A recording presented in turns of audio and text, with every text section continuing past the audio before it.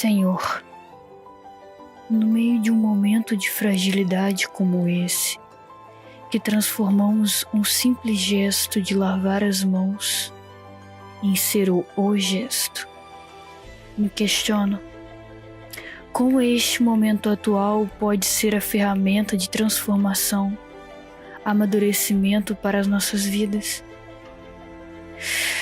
Ó Senhor, preciso cultivar minha maturidade espiritual.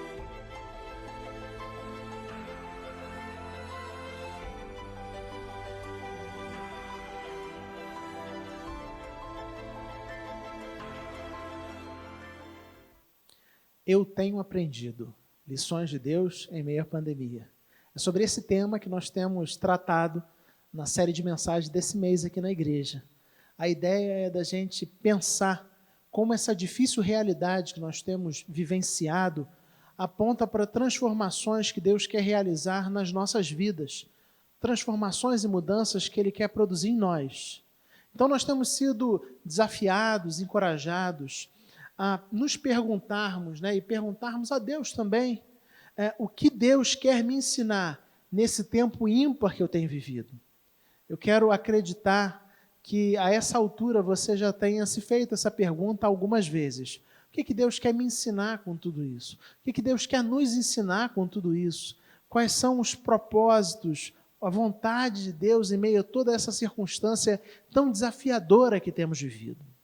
Bom, uma das frases que eu mais tenho ouvido nas últimas semanas, e eu poderia até dizer que nos últimos meses, é: eu estou com saudades.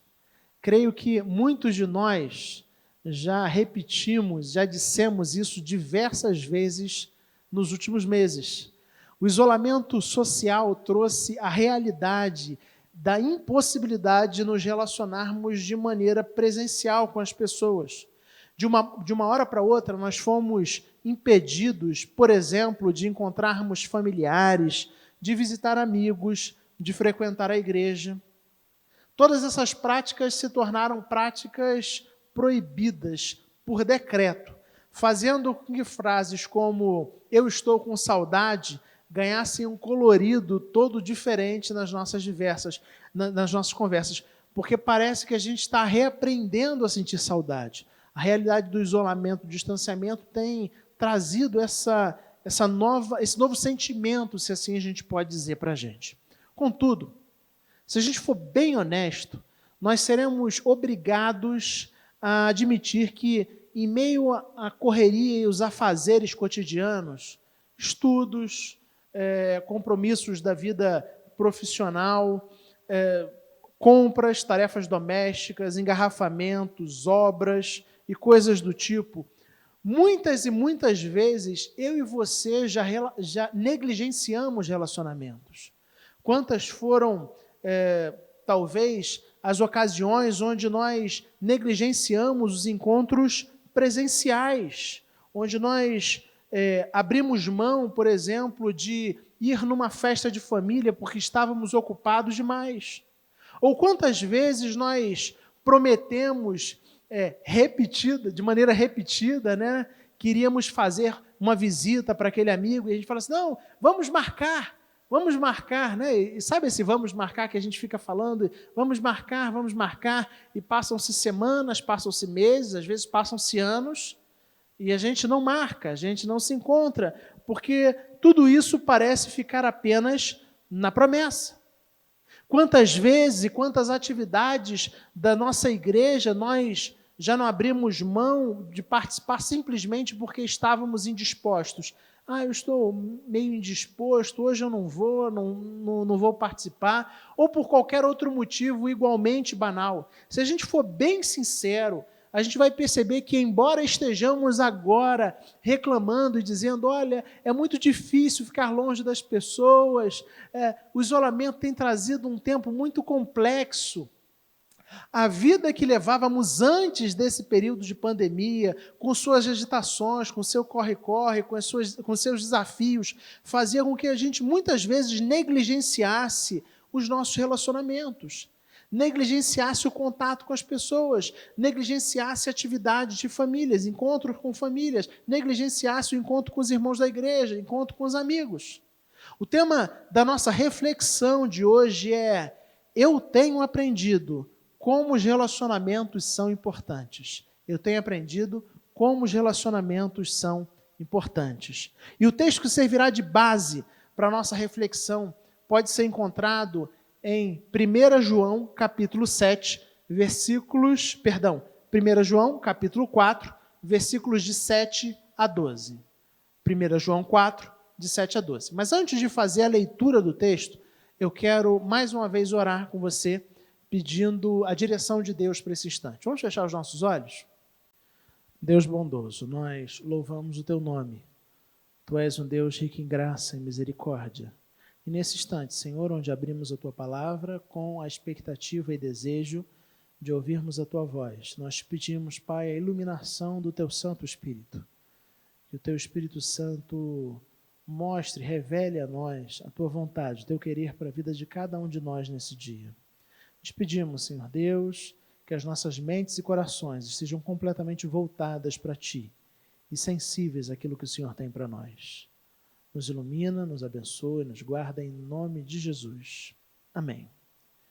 1 João, capítulo 4, versículos de 7 a 12, onde nós lemos assim na palavra do Senhor. Amados, amemo-nos uns aos outros, pois o amor procede de Deus. Aquele que ama é nascido de Deus e conhece a Deus. Quem não ama não conhece a Deus, porque Deus é amor. Foi assim que Deus manifestou o seu amor entre nós. Enviou o seu Filho unigênito ao mundo para que pudéssemos viver por meio dele.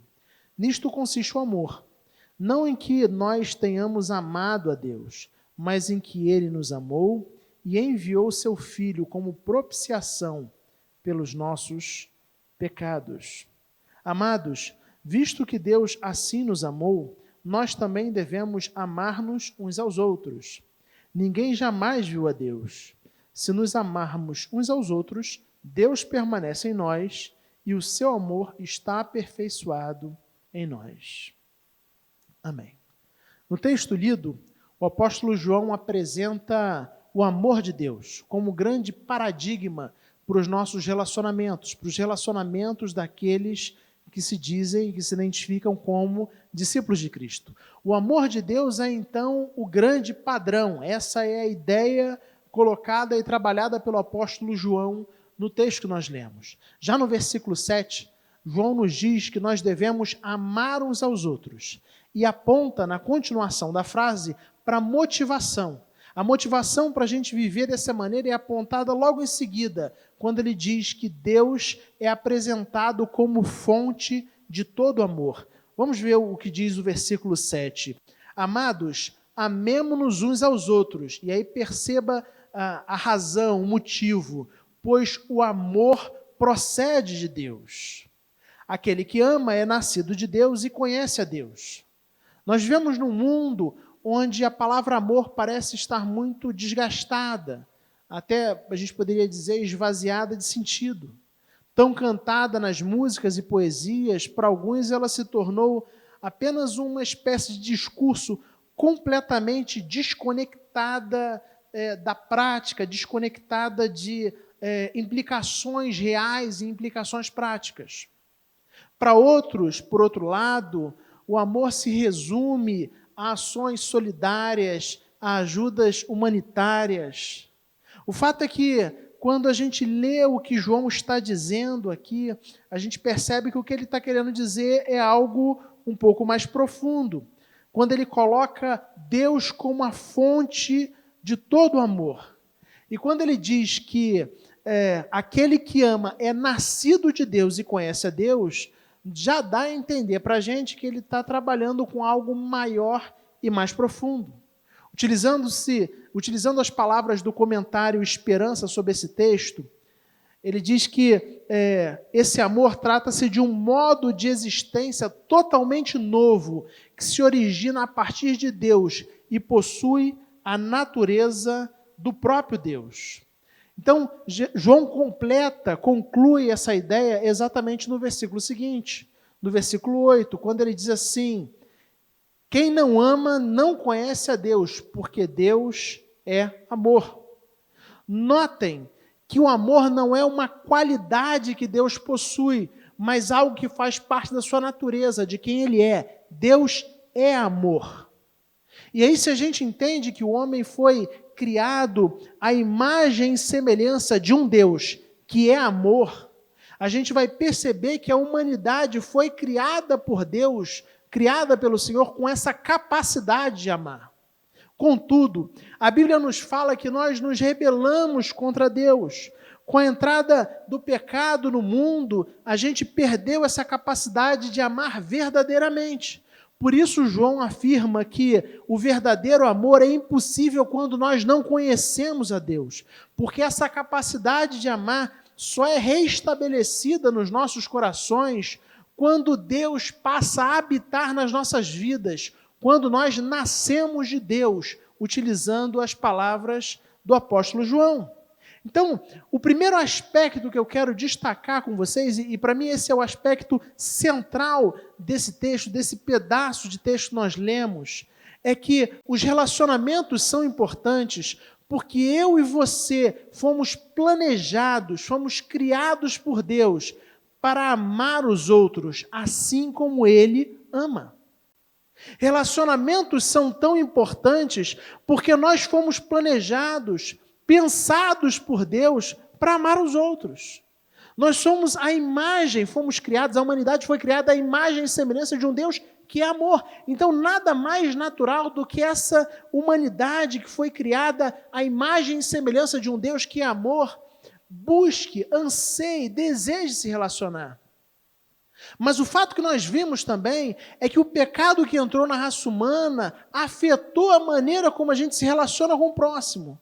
Então, embora nós tenhamos sido criados para isso, o pecado que afetou todas as dimensões da existência humana faz com que a gente não viva essa realidade. Mas a gente precisa entender que eu e você fomos planejados por Deus para amar os outros assim como Ele ama.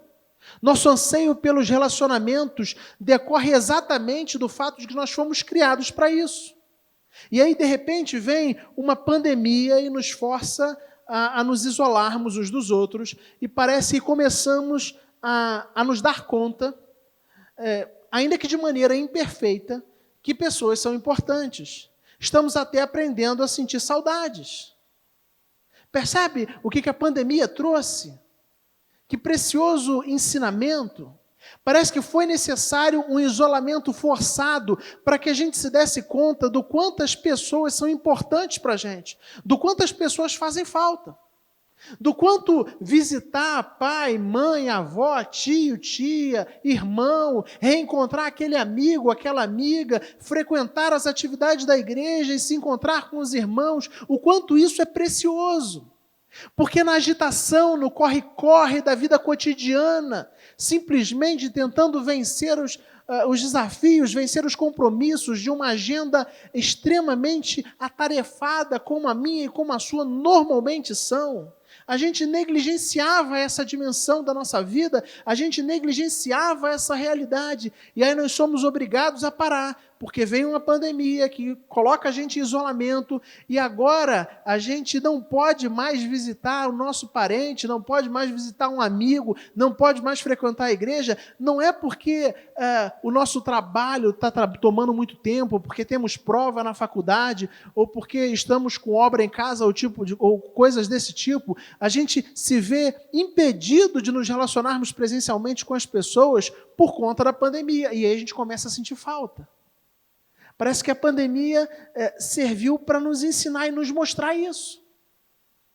Queridos, como pastor, uma das coisas que eu faço, e lamentavelmente faz parte, né, da caminhada pastoral, é participar de sepultamentos, realizar ofícios fúnebres. E aí é muito interessante perceber, e às vezes eu me surpreendo em perceber como sepultamentos acabam se tornando locais de reencontro. Você já atentou para essa realidade?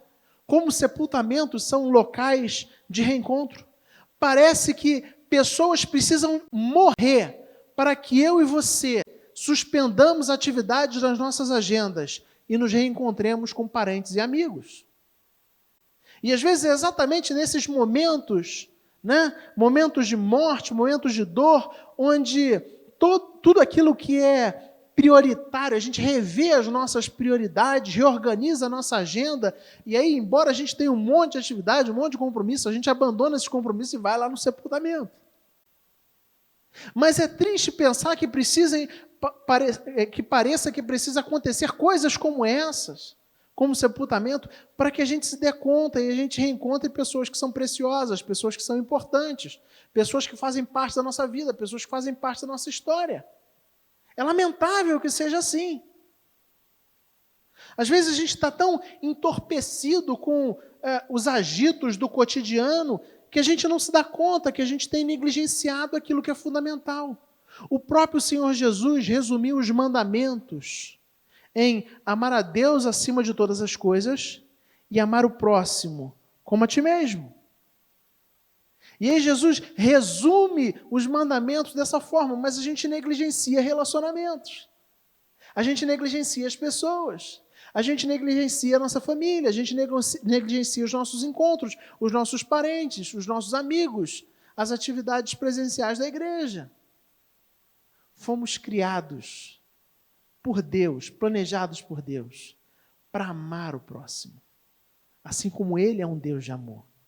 Mas o pecado afeta isso.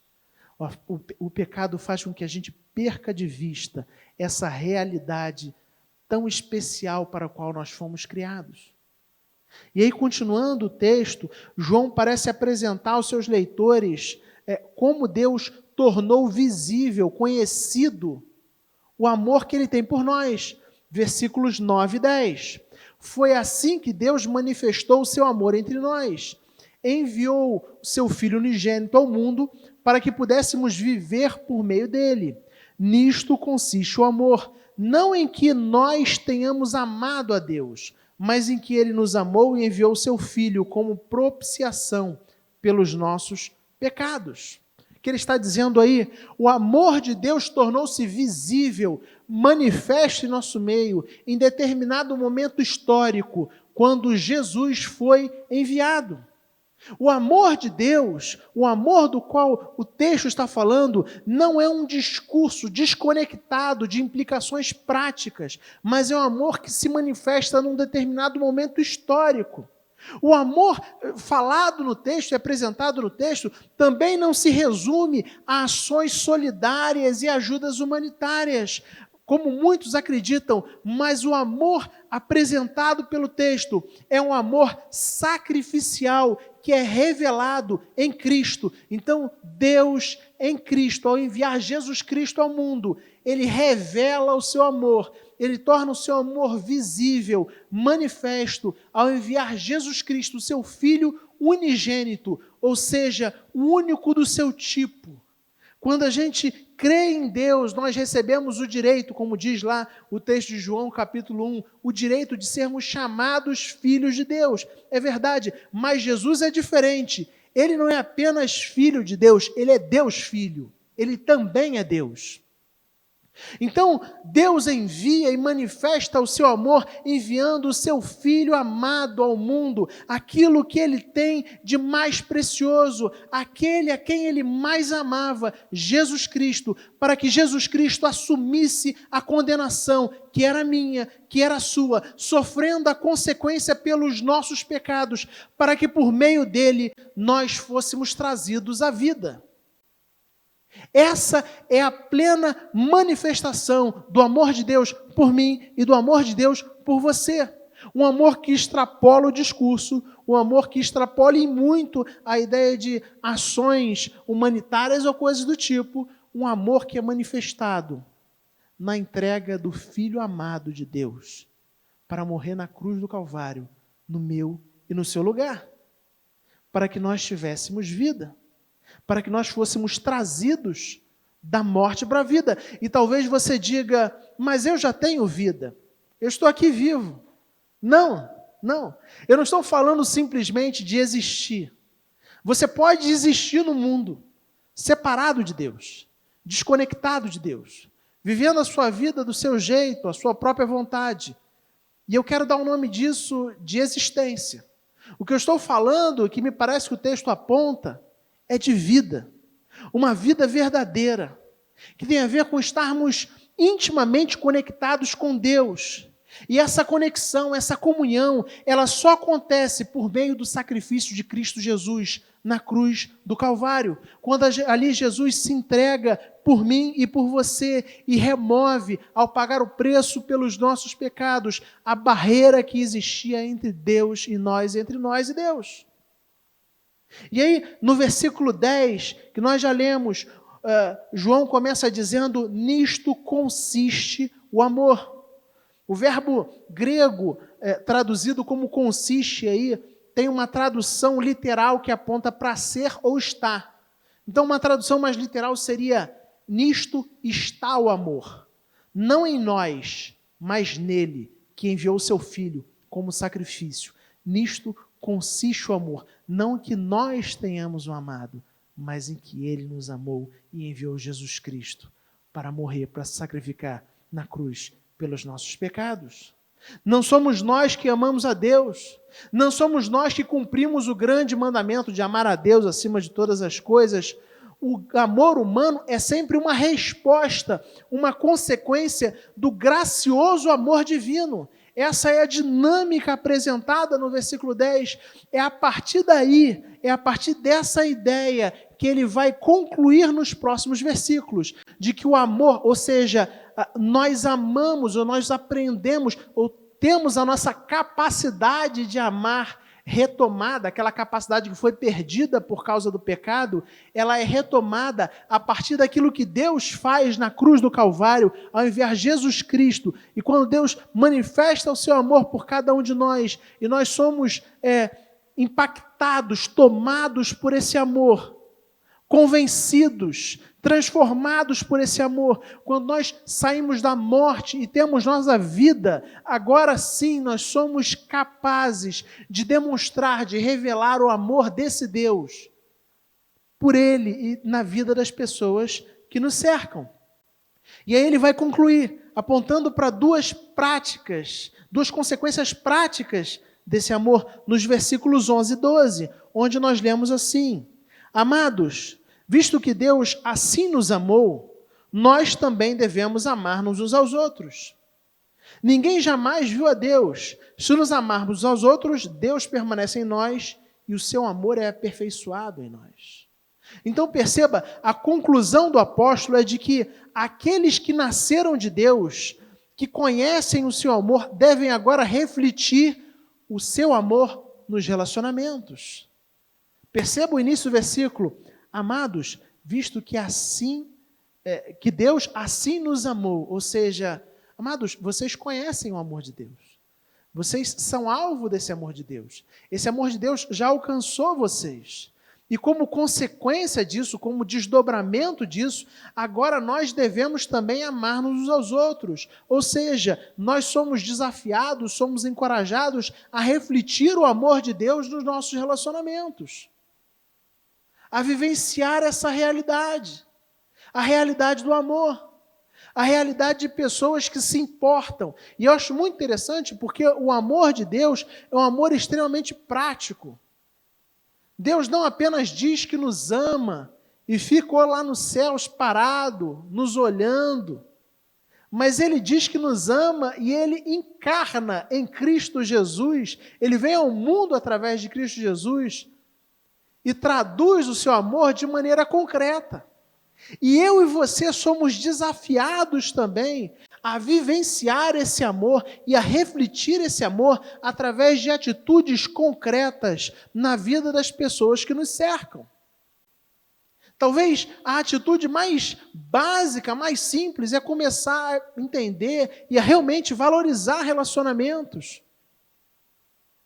Quantas vezes a gente tem falado: estou com saudades de você, nesse tempo de pandemia, de pessoas que por semanas, meses, anos, a gente teve a oportunidade de encontrar, teve a oportunidade de sentar para tomar um café, de fazer uma visita, de estar junto, e nós negligenciamos, porque estávamos correndo atrás de outras prioridades. Eu e você somos chamados a refletir o amor de Deus na vida das pessoas. Um Deus que se importa. Um Deus que não fica no céu indiferente, mas um Deus que vem ao mundo, se faz homem em Cristo Jesus e se entrega na cruz, no nosso lugar. Nós somos chamados e encorajados pelo Senhor a refletirmos esse amor. Aqueles que conhecem o amor de Deus devem agora refletir o amor nos seus relacionamentos. Quando a gente se percebe como alvo do amor gracioso de Deus, nós começamos a transbordar desse amor na vida das pessoas que nos cercam. Quem experimenta o amor de Deus não pode viver de outra forma, senão, de outra maneira, senão amando. É isso que o texto está falando. O amor de Deus é o paradigma. Se você foi alcançado por esse amor e se você tem experimentado esse amor na sua vida, naturalmente, não tem como você não refletir esse amor na vida das pessoas que estão à sua volta, na vida das pessoas que se relacionam com você. Mas, na continuação, a segunda implicação que eu acho bem interessante, apontada pelo texto, é quando ele diz: ninguém jamais viu a Deus. Deus é Espírito. E aí ele continua dizendo, se nos amarmos uns aos outros, Deus permanece em nós, como quem aponta para o fato de que Deus é conhecido pelas pessoas através da nossa capacidade de amar.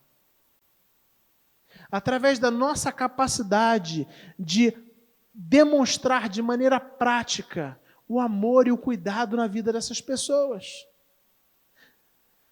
Se nos amarmos uns aos outros, Deus permanece em nós e o seu amor está aperfeiçoado em nós. A gente tem vivido um tempo extremamente desafiador e eu sempre gosto de dizer isso para a igreja. A gente tem vivido um tempo onde as pessoas estão carentes, as pessoas se sentem solitárias. E às vezes a gente ora, né? Quantas vezes, né, a gente tem está conhecendo pessoas que estão perdendo parentes e pessoas queridas.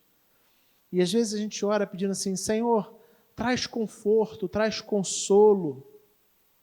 E é claro que Deus age por meio do seu Espírito, mas entenda uma coisa. Grande parte da manifestação palpável do amor de Deus na vida das pessoas, no mundo em que nós vivemos, é através daqueles que foram alcançados pelo amor de Deus. Você ora para que o seu vizinho que perdeu um parente seja consolado por Deus? Você faz essa oração? A pergunta que é desdobramento dessa é: você tem sido o amor de Deus na vida dessa pessoa? Essa é a pergunta. Você tem demonstrado o quanto essa pessoa é importante? Tem procurado, tem passado tempo junto, tem sido ombro amigo, tem ligado, insistido. Essa é a dimensão.